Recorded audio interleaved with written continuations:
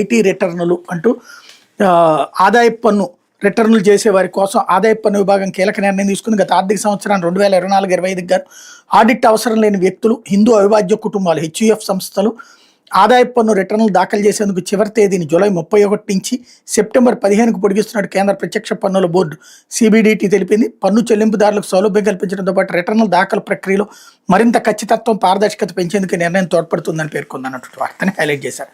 ఇకపోతే హరిహర వీరమల్లుకైనా ఇదే విధానం. టికెట్ ధర పెంపుకు చలనచిత్ర వాణిజ్య మండలి ద్వారానే ఆర్జీలు.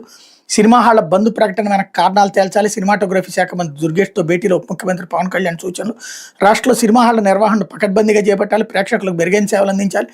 ఆ దిశగా అన్ని ప్రభుత్వ శాఖలు ఎప్పటికప్పుడు పర్యవేక్షణ చేయాలి. కొత్త చిత్రాల విడుదల సందర్భంలో టికెట్ ధరల పెంపు నిమిత్తం నిర్మాతలు, వారి సంబంధికులు వ్యక్తిగత హోదాలో కాకుండా తెలుగు చలనచిత్ర వాణిజ్య మండలి ద్వారా ప్రభుత్వాన్ని సంప్రదించే విధానం అమలు చేయాలి.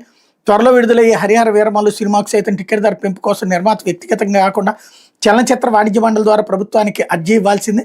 ఇందులో తనాపరా భేదాలొద్దని ముఖ్యమంత్రి పవన్ కళ్యాణ్ స్పష్టం చేశారు. సినిమా హాళ్ల బంద్ ప్రకటనలు ఈ క్రమంలో తమ శాఖ ద్వారా చేపట్టిన చర్యలు, తాజా పరిణామాలను సినిమాటోగ్రఫీ శాఖ మంత్రి కందుల దుర్గేష్ ఉప ముఖ్యమంత్రి పవన్ కళ్యాణ్ మంగళవారం వివరించారన్నటువంటి వార్తని హైలైట్ చేశారు. పద్మాలు అందుకున్న ప్రముఖ